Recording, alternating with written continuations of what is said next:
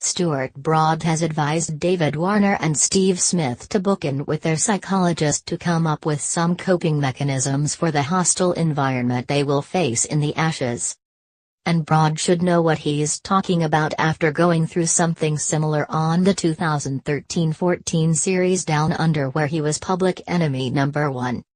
Broad was abused from Brisbane to Sydney and everywhere in between for daring to allow the umpire to do his job during the 2013 series when he edged Ashton Agar to slip and refuse to walk.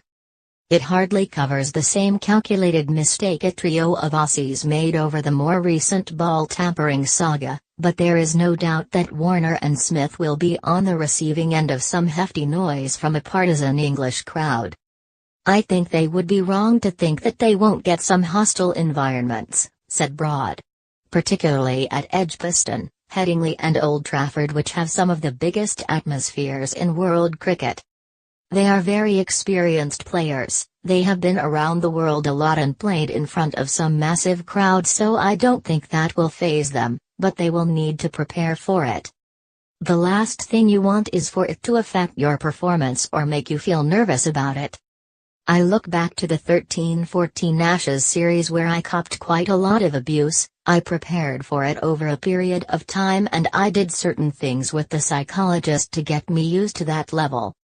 The only thing that made me nervous in that whole series was my mum coming on Boxing Day to the game, and I was scared of some of the language she would hear, which sounds ridiculous.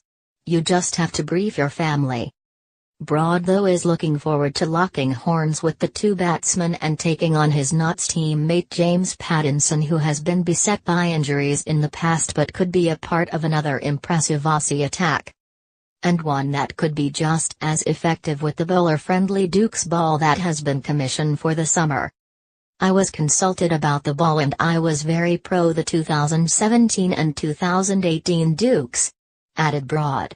"I don't see it as a pro-England decision, though it is a pro-Test cricket decision. I don't think Australia will be kicking and screaming about it. They've got Mitchell Starc, Pat Cummins and James Pattinson, who is one of the best cricketers I've ever played with. He's everything you'd want from an overseas player." He froths from the mouth with excitement and aggression at wanting to bowl. "He bowls 90 miles per hour, swings it away, nips it back, and our bowlers and young cricketers are learning from him, which is great for English cricket. He puts his body on the line for the club, and the members gather and cheer for James Pattinson in the same way I hear they did for Richard Hadlee back in the 1980s. I fully expect to see him play in the Ashes." Before the Ashes rolls into view, Broad will be a fan full of excitement just like the rest during the World Cup as he watches it unfold, something that Notts teammate Alex Hales will now have to do too.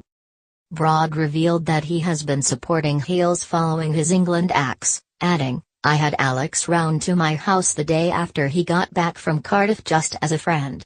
He knows he made a terrible decision, but I've got a duty of care to him as a friend.